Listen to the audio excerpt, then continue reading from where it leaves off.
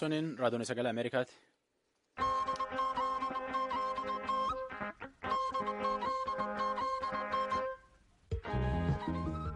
Sagantaa raadiyoon sagalee Ameerikaa wixata haga jimaata sa'aatii 2 akka sa'aatii 3 meetira baandii 1921 irratti Waashingtan DC irraa sanii dabarsinu kaarraa kun ammaantan jalqabna.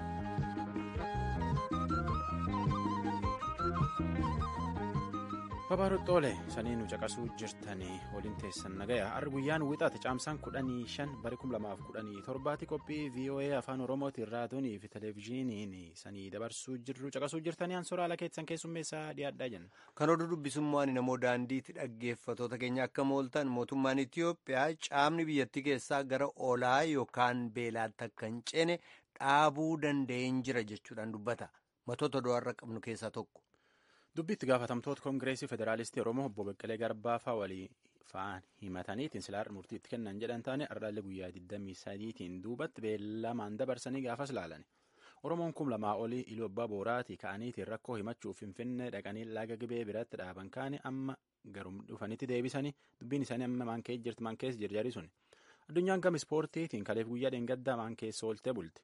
Ijoolleen hortee Afrikaatii fi Ispaanishii warra Faranjii yookaan ammoo warra lafaa ka Ameerikaatii yoo walti laalanii yoo hedduu carnaan barnooti isaanii ammallee duubuum jira. Waan arsanii qopheessan keessaa tokko oduutta isaana nama.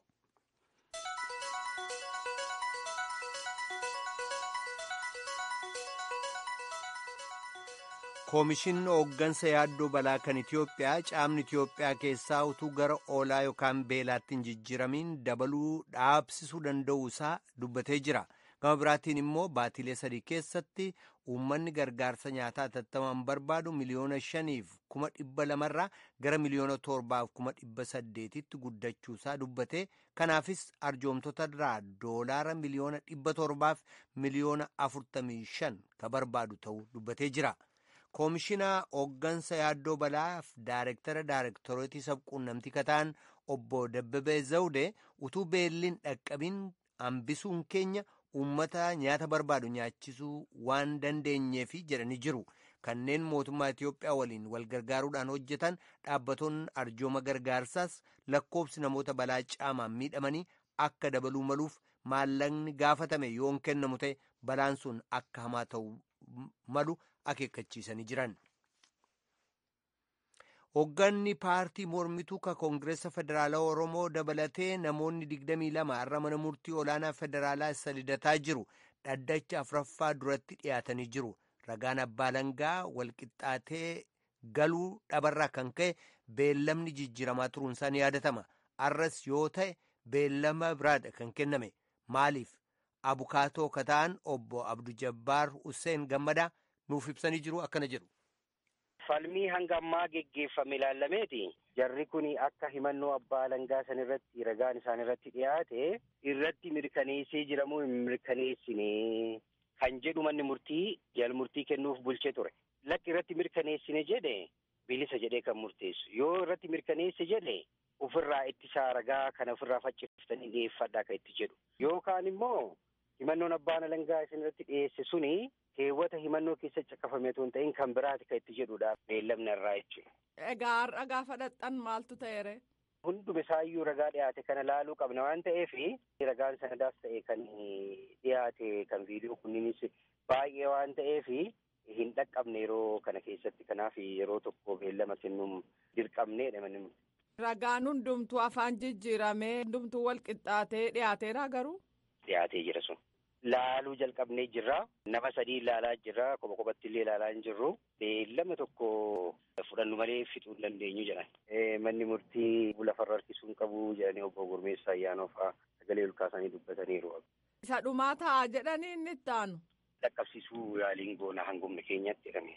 Yoomitti beellamarree? Caamsaa 30 Arrii 7 guyyaa 23 booda. Biyya hokkaraan rakkattu Somaaliyaa keessatti gochaan haaraan kan namoota murtii seeraa malee ajjeesuu gochaa sammuu namaa jeequ ta'aa dhufe. Manni murtii waraanaa mootummaa Somaaliyaaf gareen finxaalessaa Al-Shabaab bara 2017 keessa qofa mataatti gara namoota 12 ajjeesan. Namoonni ajjeesaman martinu fuula uummataa dura bakka namoonni 30 aga 300 ga'an ilaalanitti ajjeesaman. Ajjechaan Somaaliyaa keessaa waan aaraa ta'uudhaa baateeyyuu lakkoofsi namoota haala kanaan ajjeesamanii dabalaa deemuusaatu dhaabota mirga dhala namaa akka Amnesty Internationaliif jila gamtaa Awurooppaa yaaddoo keessa buuse. Jilli gamtaa Awurooppaa akka mootummaan Somaaliyaa adabbii ajjechaa kana dhaabu gaafatee jira. Qabsaa'onni mirga dhala namaa keessumaa manni murtii waraanaa Somaaliyaa mirga seerri kennurra ce'ee utuu himatamtoonni ofirraa ittisuudhaaf illee carraa hin qabaatiin murtii ajjechaa irratti jigsuusaa jabeessanii balaaleffatanii jiru. Kan dhaggeeffachaa jirtan raadiyoo sagalee Ameerikaa sagantaa afaan Oromooti. Tokkummaan mootummootaa baqattoota Sudaan kibbaaf gargaarsa gaafatu dabaluudhaan tajaajila nyaataa bishaaniif fayyaa kennuudhaaf yoo xiqqaate maallaqa $1 miliyoona 1,400 ka barbaachisu ta'uu beeksisee jira. Walitti bu'iinsa hammaate haalli jireenyi dhala namaa Sudaan kibbaa keessatti hammaachuunsaa akka lakkoofsi namoota qeemmana ofiirraa buqqaanii hatattamaan dabalu taasisee jira. Tokkummaan mootummootaa jaarmayicha addunyaa har'a akka ibsetti ijoollee miliyoona 1 ta'an dabalatee lakkoofsi baqattoota Sudaan kibbaa daddafee dabaluudhaan addunyaa irratti isa olaanaa ta'ee miliyoona 1,800 ol gahee jira jedhee jira. Walwaraansi biyyattii keessatti waggoota 4 geggeessame yoo xiqqaate lammiiwwan ishee miliyoona 1,800 manaaf qe'eesaaniirraa buqqise.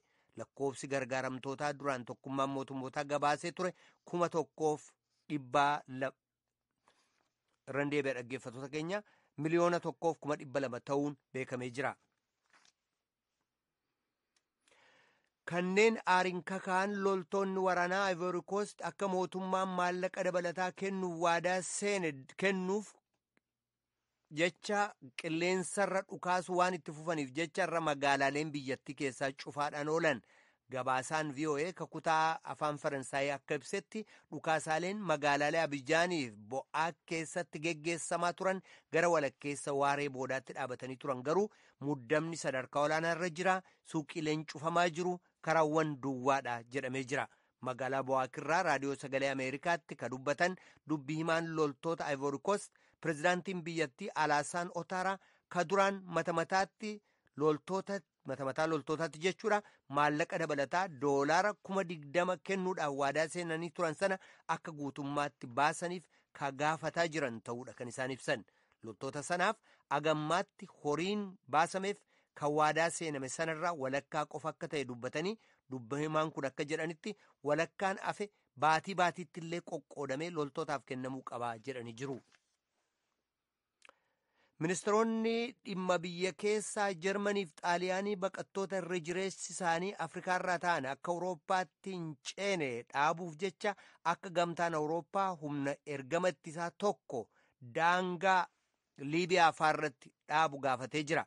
Baqattoota kana dhaabuudhaaf carraaqqiin hawaasni addunyaa agammaatti godhe ga'aan taane ka jedhu xalayaan ministeeronni biyyoota lameenii koomishina Awurooppaatti barreessan akka gabaasaa tokkummaa mootummootaatti kanneen irra jireessi isaanii biyyoota Afrikaa uffee Saaraa gadiirraa ta'an godaantonni 43,000 ta'an waggaa kana keessa qofa Awurooppaa dhaqqabuu isaanii dubbatee jira. Oduun ammaaf qabnu kanuma.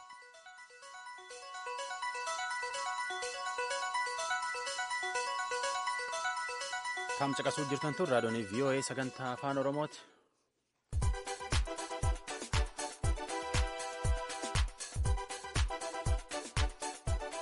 Addunyaan gama ispoortiitiin maan keessa oolte dorgommii garagaraa jirti addunyaan.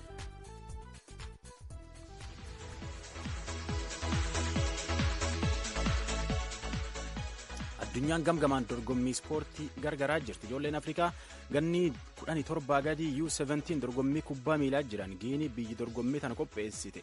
Gaaboon biyyumaaf biyya isii irratti 5-2 caraffatte. Giiniin tapha kubbaa harka guddaan harkuma deeffate. Ijoolleen Gaaboon taphaan jaanjeessiteetiin 5 galfatte jajjabaattee boqonnaa duubatti isiilleen Giiniilleen jechuu goolii tokko keessa buufatte. Har'a immoo Angoolaa, Niijer, Maalii, Taanzaniyaatti taphata. Bor ammoo Gaanaaf Gaaboonitti ol deebi'e. Tapha kana kalee jalqabanii biyyi 8 taphachuu jira. 7-2 duuba dhumata. Biyyi tokko haga 4 baate dorgommii waancaa kubbaa miilaa FIFA U17 jedhanta ijoollee gan 17 gadi jechuu onkololeessi dhufu qopheessaniif Indiyaatti bakka buutee Afrikaa bakka buutee taphattee jechuu.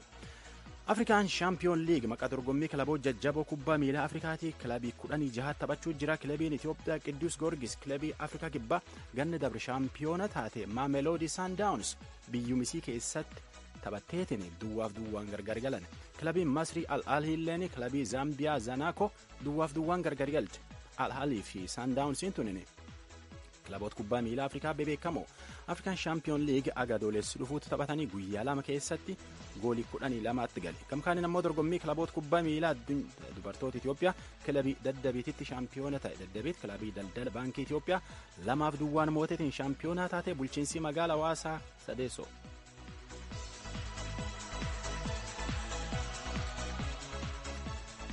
Kilabooti kubbaa miilaa addunyaa jajjaboon bebeekamoon dorgommii isaanii fixachuu jiran Monaakoof Chelsiin faatii warra shaampiyoona ta'eetiin gammachuun qomdhaanachuu jiru. Riyaal Maadiriid illeen shaampiyoon laa liigaa ta'uu fi jalumatti lafa dhiitachuu jirti. Chelsea The Blues barana marroo 36 taphatte. Goolii 76 galfatte. Tapha 28 mo'atte. 3 walqixxe baate. 5 qubaa qof mo'amte. Qabxii 87tiin tokkeessoo taate shaampiyoona English Premier League tapharanaa taate.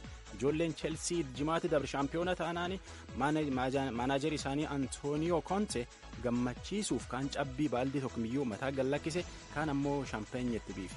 Chelsiin tapharanaa waliin marroo 6 shaampiyoona taate tapha jimaata irratti West Brom 1-2 mooteetiin tapha tokkiya taphii tokko hafuufillee shaampiyoona tapharanaa taate jechuu. Chelsiin bara Jose Marino leenjisaa isii baataan bara 2015-16 keessatti kudhaneessoo taatee kilabiin tunin doolaara 100 hedduu badhaafamuuf deemuu jirti. Taphattooti bebeekamoonis Players of the Year jedhaniin akka N'Golo Kante fa'a Hazard fa'a keessa arfa. La Liigaa keessa ammoo Cristiano Ronaldo guyyaa dheengaddaatti goolii 2 galfate. Walumirra bubuusee hagammaatti goolii 401 galfate. Kilabiin isaa Real Madrid kaleellee kilabii Sevilla 4-1 irra jaajjattee bira galte. Kilabiin isaa shaampiyoonaa La Liigaa ta'uu fi gammachuu jirti jalumatti garmaamuu jirti. Kilabiin goolii afran boqonnaan duubatti tokko duratti Nacho Fernandez galfate taan ammoo Cristiano Ronaldo goolii tokko keessa buuse Real Madrid kan gammachiise. Boqonnaan duubatti ammoo Ronaldoon goolii 2 Toni Kroos ammoo tokkorra buusee fi Real Madrid 4 galfate. Miilii Ronaldo duruu kubbaa adamsuuf ba'ee jennaan duruu duwwaan galu kanumaaf akkan 100 hedduu galfate. Ofuma ofeetiin 401 galfatee jechuu tan qofaa miti 107 akka namni dhibiin goolii galchu kubbaa duruu buuse. 42 ammoo goolii 42 ammoo tapha tokko irratti goolii 3 galfatee hat-triikii hojjete. Marroo 13 maqaa isaatiin kilabiin isaa waancaa moote. Real Madrid dhallee Celta Vigo waliin taphatti. Gareth Bale kan miilii dhabameetiin wallaanachuu jirkaallee inum taphataa fi kanaafuu akkam hanjirtu kilabiin tun.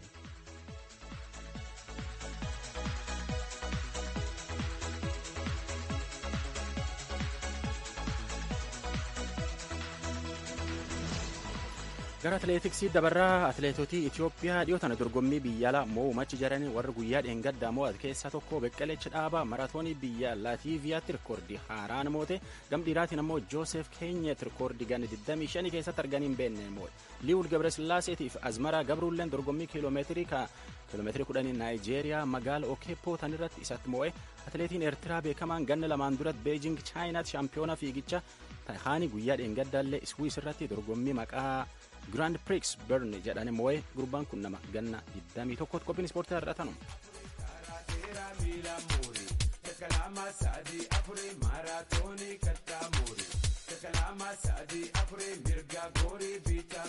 Tamcaqasuu jirtan tun raadiyoon VOA sagantaa afaan Oromooti qophii teennigee jalqabne gara daqiiqaa 14 tokkoyaane waan hafe dabarra.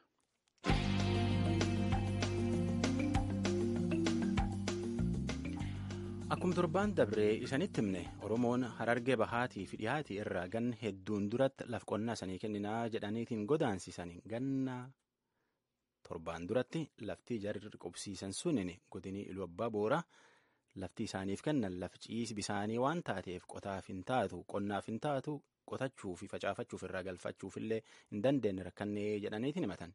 Jarri kunin fala dhamnaan miilaan yaa'eetiin rakkoo tana bulchiinsa naannoo Oromiyaatti himachuu fi adoo yaa'uu jiru jimmi geennaan laga gibee bira dhaabaniitiin amma garum jarii dhufeef deebisan. Bulchooti naannoo suni jimaate dabre keessa rakkoo isaaniitiif fala barbaannaa jedhan. Jari kun amma lafum durii dhufeef ta'anitti deebi. Akka warri jedhutti kaambee waraanaa keessatti eegi suni maante ta'e Namni maqaa ofiitiif jedheetiin maqaa ofii sodaa ofiitiif jedheetiin maqaa himachuun fedhiin tokko akkana jedhee jaalanneetti moo hin jira. Manatti hin deebinu eegattan fuunee godina irratti isin buufnaa achitti mana isin ilaallaa jedhanii. Godina isa kam? Godinuma dambii keessa. Idduma duraan turtan moo? Isuma irratti aanaallee isin geessinu godinuma Iluu Abbaa Booraa isin geessinaa baddallee yookaan geechirraa keessaa hin jiran. Manni iyyaanu bakka asumatti akka taane aanu godhanii yoo fidhuma taatees aanu fixanii jedhanii nuti maatii nurraa taqabbalaa hoodheedhee itti gaafatamaa dhaabbatni dimokiraataa uummata Oromoo isatti maatii akka jiru itti sarakkabsiisanii maatii eegana hoottaa gurradhaa jedhee waasee bakka akka isin jettan furmaata isinii dhoohinnaa jedhee namoonni har'a ka'anii walgeerratti gartee rakkoo isaanii ibsatan kun boru yommuu yoochi keessatti kan deebinu taate namoota meeqaatu sababa iyyannaatiin biyya keessaa ba'ee nama shan guutuu dhabame har'a yoochi irratti deebine boru dhiisuu bakka nuti itti buutee keenyaaf namni nu argu hin jiru nuti fi sodaannee jira akka lammii sadaffaa fi afraffaan laalamaa jirra godina Iluu Abbaa Booraa keessatti itti deebinuu jedhanii jalaa didanii beekta. Namoonni sababii kanaan dhabaman shanan jettu maqaa isaanii beektaa? Tokkoon hin beeka jara maqaa kaan hin beeku. Dhugaadhaan qabataman kan hin beeku nama Muzammil Jamaal jedhamu uummata dura bu'ee iyyatee fi Oromiyaan godina aanaatti deemee iyyatee achiin booda immoo siitu uummata kakaasu jira ka jedhamu gubbaarraa poolisii itti fidatee dhufee sii dhukkaamsaa jedheen bakka inni walgahii taa'utti itti dhufee. Eewutu. Kaakkas jedheen aanaa dembiin aanaa dhidheessaatu jedheen poolisiilleen isinii dhukkaamsa jedheen. Amma gamaatiin ijoollee isaa kan itti gaafatamaa opidiyootti kennanii nurraa fudhadhaa jechuu isaaniiti. Eega achi deebi'aa dhumaa eega nuun jettan achi deebinus dhumni keenya waa hin oolamneef maatiin ta'a Oromiyaati waan taateef nurraa taqabbaladhaa jedhanii uummanni fuudhanii fuula isaanii duratti lafa kakkaa'an maatii ijoollee xixiqqoo ta'ammaa otoo isiin ji'an geeyyiin dhaltee guyyaa sadiitu manaa baatan jirtu. Dhaltee ji'a tokko jira dhaltee ji'a lamaa jira daa'imuma ji'a sadii afurii ji'a shanii gadiiti bakka hundisii kan as keessa jirtu beekta. Uummatni amma asii qabbanaa waan miidhamaa jiraniif waan tokkollee waan inni furmaata godhaa jiru tokko hin jiru jechuudha. Dhumarratti maaliin gargar yaatan? Amma wanni itti gargar yaaneen waa sadi filadhaan hin jiran. Maal fa'a? Aanaa dambiitti hin deebinuu iddoo biraa ni dheeyinaa yoo jettan tokkoffaa isa kana qabadhaa jedhan. Erga aanatti hin deebinu jettanii godina filadhaadhaan hin jedhan. Baddallee fi gechii keessa lamaan kana keessaa tokko qabadhaa jedhan. Carraan inni sadaffaan iddoo mootummaan keenya nu ilaale kamiyyuu nuuf ta'a jedhaadhaa jedhan. Isa nu wayyaa jenneetiin adaan egaa koree nama 8 filadhaan hin jedhanii 8 kana filannee biiroo godina Jimmaatti waliin mari'achuudhaaf kutan jedhe. Amma iddoo jirtan sanatti Oromiyaan nyaata fa'aa waan akkanaa isinii kennaa jira? Wanni tokko wanni Oromiyaan nuuf hin jiru bakka kanummaan uummanni magaalaa Jimmaa santiibeessaa magaalaa Jimmaa uummatummaan mislumaa kanneen bakka aalimoonni ganda keessa jiran sadaqaa baadaabboo bika bikkaatti walitti fidanii tuma nuuf fidaa jiran malee wanni gara mootummaarraa arganne tokko hin jiru. Har'a guyyaa 7 dubartoota dhaltee guyyaa 3 jira saniif uummata Jimmaatu gargaarsa godhaafii jira waan uffattu hin qabdu daa'imni kunoo meeqaan tamni dhukkubsatee akka manciisaa jira kunoo ammallee egaa waan nu deebisan ganuma eeyname. Jimaata sana aangoonni qubattootatti deebi'anii murtii jirutti man. Poolisiin hundi ijoollee yuunivarsiitii kan isin godha jedhaniiti. Jimmaa warra jiran ijoollee hunda reebanii achi keessa jechuudha. Nuti deebi'anii bakka yambaroo bakka jaamtu nu fidanii achuma bakka edaa'oo bakka waa takka namni waa nyaatu hin jiru asi bakka namni hundi wallolee sababa nyaataa namni hundi asi wal fixee bakka sheekicha tokko jira Sheek Hassan Jaama jedhiga. Asitti bakka kilaashiin itti fiiganii ni dhoohina jedhanii sii tokko nama goggoda jedhanii sii nama kakaasu jira jedhanii sababa kanarra bakka namni meeqa wali bu'ee bakka ni aanaa bakka nuti gidbii tana keessa har'aan tanaawu hojii dhabeeyyiin illee nu keessa haayaa tuyii hin beeynu hojii dhabeeyyii hunda jedhanii nuti garuu rakkina qoonqoon nu baase yookaan ammoo hidhaan jirru zabiin jirru sadaqaa kadhannaa takka biyya nama beektu keessa dheeyinaa jedhanii. Yoomsin kaasan Jimmaati. Dilbata kalees ganama nu kaasaniiti. As nu fidan edaas bullemmaan tana namni tokko akka waa takka afaan hin nyaatin. Maal keessa bultan? Gibbii tokko jira yambaroo bootaa jedhamu. Dalla wayii jira gibbii wayiinni poolisaa gal. Mooraa Alamuddiin ijaarijan gaafa karaa dhawu. Ilaa ammatti ammaan tana bakka namni uummanni dhimmaan biyyaa sadaqaa wanta jaanii biddiina tokko nu fidanii sunuu naman geenye daabboo bitanii amma takka namarra jiranii. Namni waa nyaatan jiru ilaa ammatti kun ammaan tana nu dhufan uummanni immoo aanaatii fi eegani dhufanis waa takka waan jedhin qabu warra qabiyyee bichaa jaaniiti hojii dhabeeyyii janii ijoollee wata jiran Balaaleffatanii bakka nuti durra achi baatartaa jedhanii warra dargaggeessaa. Bilbila funaanu jiran manni Oromiyaa nu lolu jira, siiniisa nu lolu jiranii jedhanii lubbuun teessanuu isin baasanii moobaayila funaanaa jiran. Jimmarraa sa'aatii meeqa konkolaataan deemtan iddoo amma jirtan ga'uuf?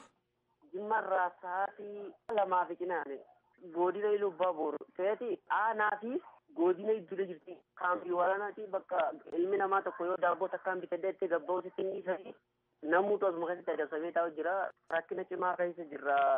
Meeqa taatu ammas iddoo san? Waliigala namni 2,766 walii qaba jechuun namni. Haala bultan moo mana qaba? Irra guddaan namaa haala bulee jibbii waa xiqqishoo beekta. Bishaan fa'aa jiraa? Bishaan ni jira oonkuma fa'aadha malee nyaanni waan akka hin jiru amma kun ammaan tana uummanni biyyaa nutti fakkaatu jira. Waan halkan uffattanii raftan fa'aa waan akkasii qabdu? Waan akka namni kun lafuma simintumarra gachiiseera hojjetu. Haala jiru irratti deebii aangootaa argachuuf jecha bulchaa aanaa dambii kata'an obbo Habtaamutti bilbilee akkas naan jedhan. Dhiifaman iddoo biraan jira naatu hin taane ittaanaa koon bakka buusee deeman waltajjii biraatiif iddoo biraan jira. Ittaanaan keessan eenyu? Obbo Moosisaa jedhamu. Fayyaa ta'a. Ulfaadha. Qubattoota kana kamisaaf jimaata darbe gartuu dubbise keessaa tokko ka turan obbo Moosisaa bulchaa itti gaafatamaan waajjira qonnaa godina arguuf bilbila harka isaanii irratti deddeebisee jimaataa kaasee yaalus hin kaasan. Kamisa darbe akkas jechuun waa'ee qubattoota kanaa dubbachuun isaanii ni yaadatama. 2 dura dhufanii lafti isaanii kennamee fi suni akkuma rakkoo amma kaatti kana qaba. Kanaaf balaa beelaatti dhufuu dandeenya waan ta'eef lafti nuuf kennamtuu gaaffii jedhu. Kanaaf akka mootummaa naannoo Oromiyaattis manatti deebi'anii raashinii ta'es raashiniin kennamuufii qaba malee katamaa keessatti waan hin taaneef manatti deebi'uu qabuudhaan bataa irra. Boor yeroo wal geessan jarri kun hin deebinuu deebii jedhu yoo fidan maal gootu? Oromoo murteessineefiyyuu falatti ilaallu. Waama lafa jirutu malee wanta addaa samaa irraa dhufu hin jiru. Haala qabatamaa godina keenyaatiif naannoo Oromiyaa keessa jiruutiin deemsan kennamu hojjennoo isaanii barbaadu waan ta'eef kana amma kana seenjessuudhaaf. Amma jarri danda'anitti kan lafa qubannaa argatanitti kennuufiidhaan nyaata. Achii booddee immoo lafti qonnaa Oromiyaa keessa barbaadame boorri misoomaa diriiree fi isaan qubatan gochuudha. Amma irra teenyee borii kana taa'aa isaa kana ta'a kan jedhu haala adda addaa haalli itti dha'amu rakkisaa ta'uu danda'a. Aangawoota Oromiyaa achitti argaman dhaqqabuuf yaaliin goone milkoofne argannaan fudhadheen dhiyaadha. An jaallannee gammadaatiin dhagaadha.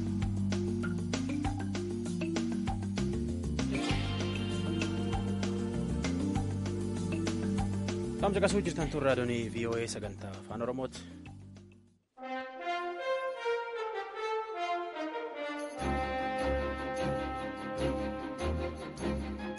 Ameerikaaf uummatisii.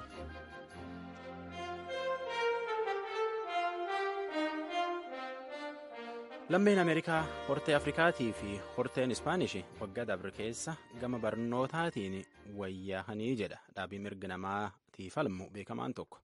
Akka dhaabii mirga namaatiif falmu Naashinaal Arban Liig jedhutti akkas taatullee hortee Afrikaatii fi Ispaanish ammallee gam carraa barnootaatiin warra lafaatiin keessumatti warra dhi'oo walitti ilaalan dudduuba jiran Chris Simpsonsitti oduu tanaa erge tujube. Dhaabii Naashinaal Arban Liig jedhamu dhaaba seena qabeessa kan mirga namaa yoo ta'u hawaasaalee magaalaalee keessa jiraniif kanneen ilaalchi ga'aan hin kennaminiif haalli jireenya isaaniif dinagdeen isaanii akka fooyya'uuf falma. Dhaabi kun bara 1910 keessa kan hundeeffame innaa ta'u waajjira isaa haadhoon magaalaa Niiwuork keessa maadheffachuun hojii jalqabe. Tattaaffii isaa karaa michoota naannoo jiranii karaa sagantaalee misoomaa imaammataaf qorannaa geggeessuu irratti fuulleffate. Naashinaal Arban Liig har'a dameewwan 88 kan qabu innaa ta'u Waashingtan DC dabalatee kutaalee Yuunaayitid Isteets 36 keessaa hawaasaalee jiran tajaajila. Tajaajila kallattiin jireenya uummata miliyoona 2 ta'an kan guutummaa biyyattii fooyyessuuf dhiibbaa qabaatee jira. Tajaajilawwan kana keessaa namoota dalagaa irratti bobbaasuuf barnoota, mana jireenyaa, bakka jireenyaaf tolu humna namaatiin gitu akka argatan gargaaruuf eegumsa fayyaa barbaachisu akka argatan gochuun tajaajila kenneera. Kanas karaa sagantaalee michoota isaatiin hojiirra oolcha. Maark Mooriyaal garee mirga namaaf falmu Naashinaal Arban Liig jedhamuuf hoogganaadha. Gabaasii waggaa dhaaba kanaa maal irratti akka fuulleeffate ibsanii. Mata dureen gabaasa waggaa kanaa kan maxxansaa State of Black America jedhu fooyya'insa keenyaaf eegumsa gochuu qabnaa ka jedhu jedhan. Hoogganaan dhaaba Urban League Mark Morial akka jedhanitti gurraachonniif warreen Ispaanish sabxiqqaalee Ameerikaa keessaa lakkoofsaan hedduu ennaa ta'an dinagdeen isaanii kan waggaa tokko duraa caalaa wayyaa'eera.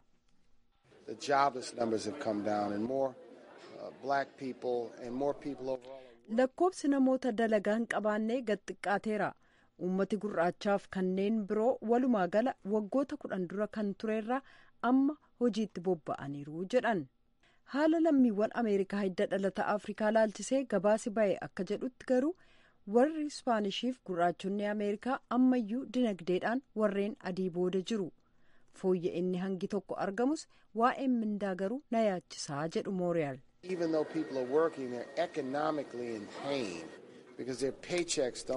Namoonni hojiitti bobba'an iyyuu malee dinagdeedhaan rakkataa jiru.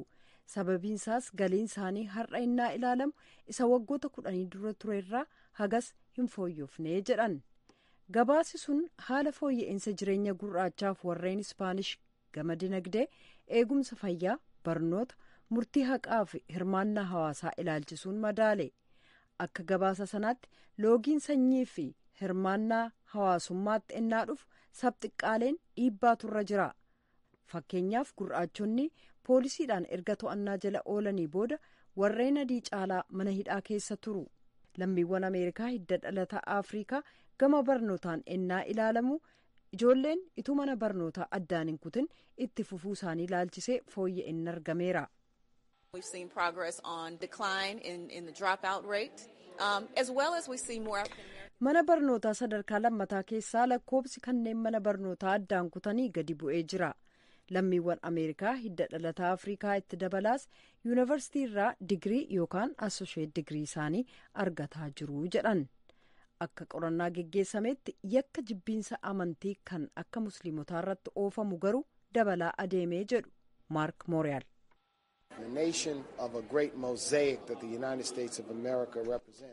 Biyya sanyii adda addaa ofitti hammachuun beekamtu Yuunaayitid Isteets jibbiinsa akkasiif obsa hin qabdu. Kun akka summiitii loogii sanyii waan ta'eef amala Ameerikaa mitii jedhan. Mooriyaal akka jedhanitti dhaabbati Urban League gabaasa isaa sanarratti kan tuqame keessumaa kan akka barnootaa, guddina dinagdeef qixxummaa hawaasummaa ilaalchisee fooyya'ina argame boodatti harkisuuf tattaaffii godhamu kamiinuu dura ni dhaabbataa jedhan. Qophiin Ameerikaaf uummata ishee kanarraa kanumaa torban qophii biraan hanga walitti deebinutti nagaatti.